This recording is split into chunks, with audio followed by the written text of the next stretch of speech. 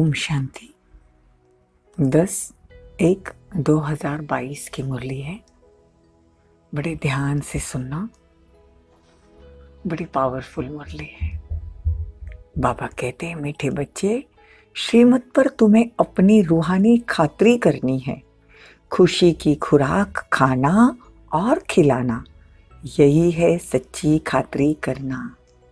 खुशी की खुराक खाना और खिलाना। बाबा हमेशा बच्चों को कहते हैं कि खुशी जैसी खुराक नहीं। और अभी ठंडी के दिन चल रहे हैं, तो देखो बाबा किस खुराक की बात कर रहे हैं। शरीर के लिए तो हम काजू, बादाम, पिस्ता, खारीक ये सब खाते हैं। ये खुराक से शरीर को ताकत मिलती है। और आत्मा को खुशी जैसी खुराक नहीं। परमात्मा ज्ञान, परमात्मा प्यार, परमात्मा श्रीमत, ये सब चीज से भरपूर करना है। प्रश्न है, ज्ञान में स्पिरिचुअलिटी का जौहर भरने की विधि क्या है? उससे कौन कौन से फायदे होंगे? उत्तर है, जब किसी को भी ज्ञान सुनाते हो तो आत्मा समझकर ज्ञान दो। पहले खुद को आत्मा समझो, फिर वो भी आत्मा है ऐसा समझकर ज्ञान दो। इससे स्पिरिचुअलिटी का जौहर भरेगा, ताकत आएगी, उस आत्मा को तीर लगेगा, उस आत्मा को ये बाबा की बातें समझ में आएगी। इस नई आदत से किसी को भी ज्ञान सुनाएंगे तो उसे झट तीर लग जाएगा। शरीर का भान भी खत्म हो जाएगा। फिर माया के तूफान व बुरे संकल्प भी नहीं आएंगे। क्रिमिनल आई भी नहीं हो सकती। ओम शांति। ज्ञान का तीसरा नेत्र देने वाला रूहानी बाप बैठ रूहानी बच्चों को समझाते हैं। ज्ञान का तीसरा नेत्र सिवाय बाप के और कोई दे नहीं सकता। अभी तुम बच्चों को ज्ञान का तीसरा नेत्र मिला है। अभी तुम बच्चे जानते हो यह पुरानी दुनिया बदलने वाली है। बेचारे मनुष्य तो जानते ही नहीं कि बदलने वाला कौन है और कैसे बदलेगा, क्योंकि उनको ज्ञान का तीसरा नेत्र ही नहीं। हम जब 7 डेज का कोर्स करते हैं तो उसमें हमको पहला ही ज्ञान आत्मा का दिया जाता है।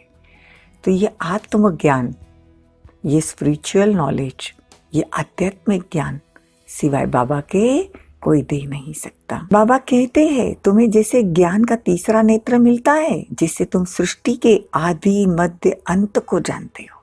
ये पूरा 84 जन्मों का खेल बाबा समझाते हैं। बाबा कहते यह ज्ञान है सैक्रिन। सैक्रिन का एक बूंद भी कितना मीठा होता है। शक्कर के बदले ये जो सैक्रिन डाली जाती है वो बहुत ही मीठी रहती है। तो बाबा कहते हैं एक बूंद भी सैक्रिन की डालो तो कितना मीठा है। ज्ञान का भी एक ही अक्षर मन मना भव बहुत मीठा है। बाप आए हैं तुमको स्वर्ग का रास्ता बताने, तो कितनी खुशी होनी चाहिए। 21 जन्म मौज में रहने की जबरदस्त खुराक है। आज बाबा पूरी मुरली में आत्मा का खुराक क्या है ये बताते हैं। कहते हैं ना, खुशी जैसी खुराक नहीं, तुमको 21 जन्मों में रहने की जबरदस्त खुराक मिलती है। ये खुराक सदैव एक दो को खिलाते रहो। एक दो को जबरदस्त खातरी यह करनी है। बाबा कहते हैं ज्ञान और योग की कितनी फर्स्ट क्लास वंडरफुल खुराक है। आज बाबा पूरी खुराक पर ही बातें कर रहे हैं। यह खुराक एक ही रूहानी सर्जन के पास है। बाप तो मोस्ट बिलीवर्ड बाप है। मोस्ट बिलीवर्ड बाप से विश्व की बादशाही मिलती है, तो यह कम बात है क्या? मोस्ट बिलीवर्ड बाप, सबसे प्यारा, अति प्यारा परमात्मा, जिससे हमको विश्व की बादशाही मिलती है, कम बात है क्या? तो सदैव हर्षित रहना चाहिए।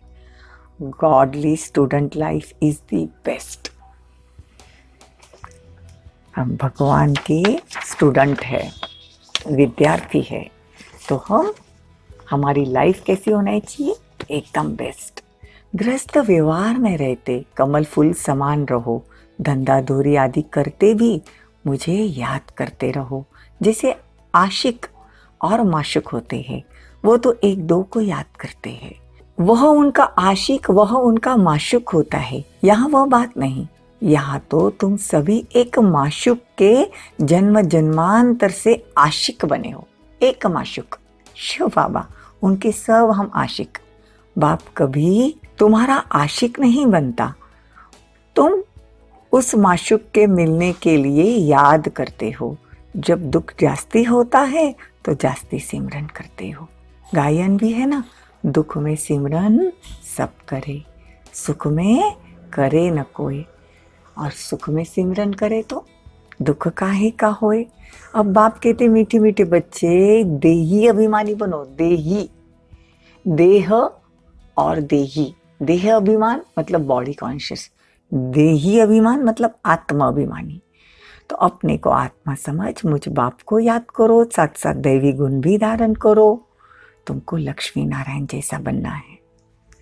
यह है संगम युग।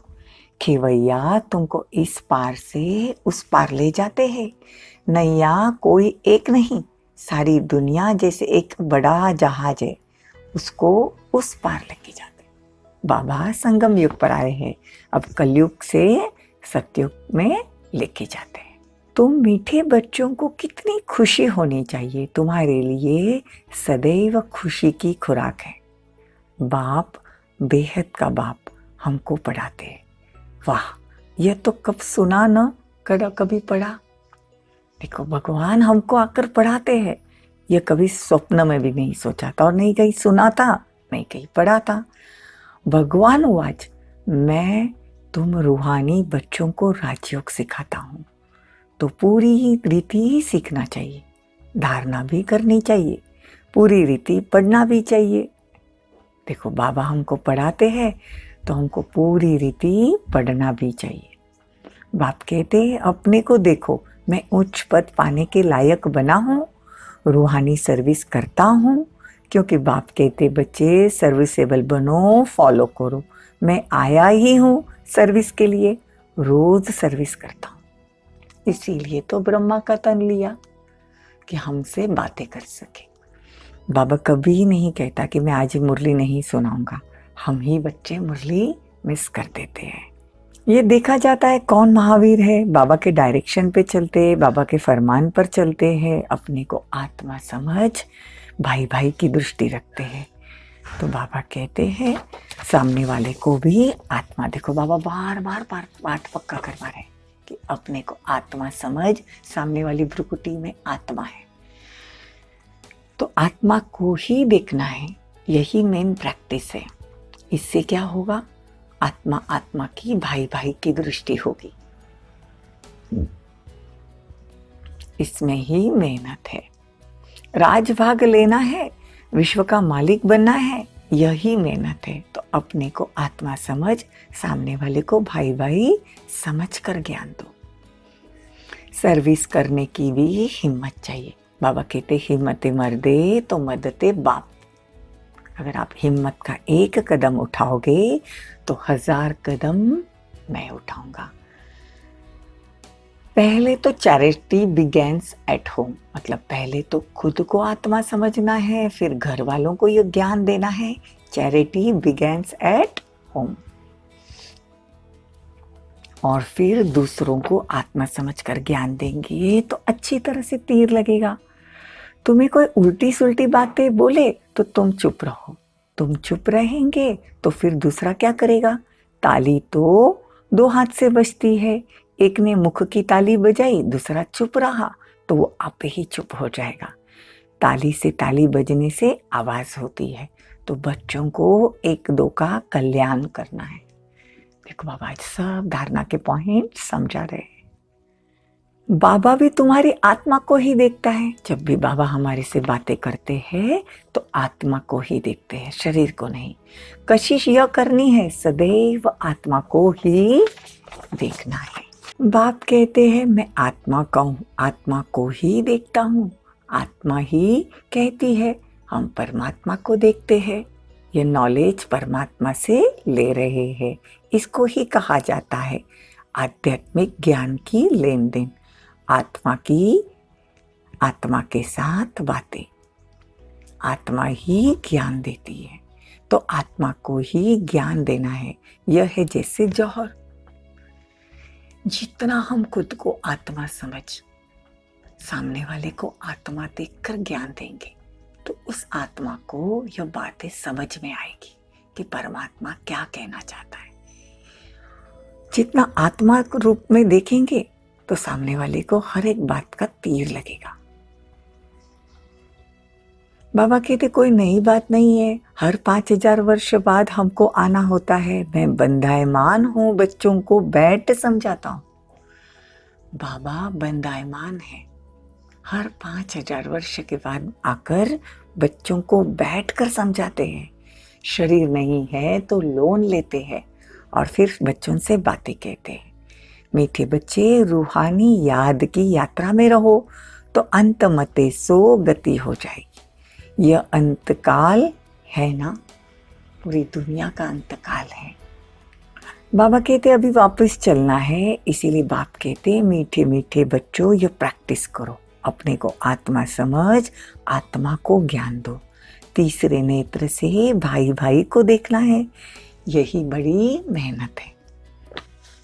अच्छा, मीठे मीठे सीखी लदे बच्चों प्रति मात पिता बाप दादा का याद प्यार और गुड मॉर्निंग।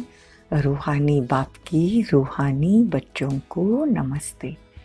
हम रूहानी बच्चों की रूहानी मात पिता बाप दादा को याद प्यार, गुड मॉर्निंग, नमस्ते, थैंक यू, बहुत बहुत शुक्रिया।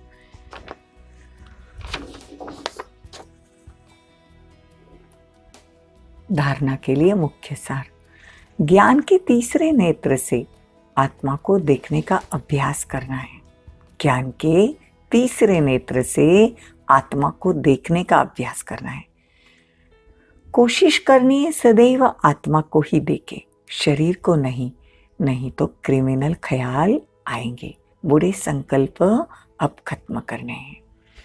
दूसरा पॉइंट, ताली 2 हाथ से बजती है, इसीलिए जब तुम्हें कोई उल्टी सुल्टी बातें बोले तो तुम चुप रहो। अगर चुप रहेंगे तो दूसरा आप ही चुप हो जाएगा।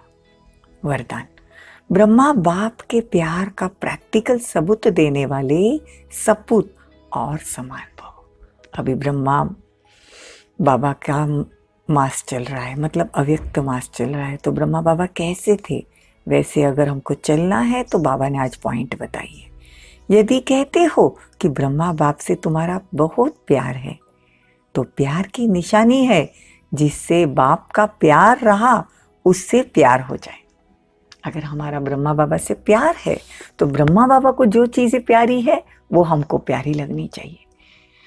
जो भी कर्म करो, कर्म के पहले, बोल के पहले, संकल्प के पहले चेक करो कि यह ब्रह्मा बाप को प्रिय है। ब्रह्मा बाप की विशेषता विशेष यही रही, जो सोचा वह किया, जो कहा वह किया। अपोजिशन होते भी सदा अपनी पोजीशन पर सेट रहे। तो प्यार का प्रैक्टिकल सबूत देना, अर्थात फॉलो फादर कर सपूत बाप समान बनना। ब्रह्मा बाबा को तो दुनिया वालों ने बहुत अपोजिशन किया, बहुत तकलीफें दी, लेकिन बाबा अपनी स्वमान की सीट पर कि यह परमात्मा का क्या कार्य है और वही देखेगा, और वह वही करते थे जो परमात्मा को अच्छा लगता था या जो परमात्मा का डायरेक्शन था। तो बाबा कहते वैसे ब्रह्मा बाबा को हमने फॉलो करना है। स्लोगन, खुश नसीब आत्मा वह है जिसके संकल्प में भी दुख की लहर नहीं आती। लवलीन स्थिति का अनुभव करने के लिए परमात्मा प्यार अखुट है, अटल है, इतना है जो सर्व को प्राप्त हो सकता है। लेकिन परमात्मा प्यार को प्राप्त करने की विधि है न्यारा बनना।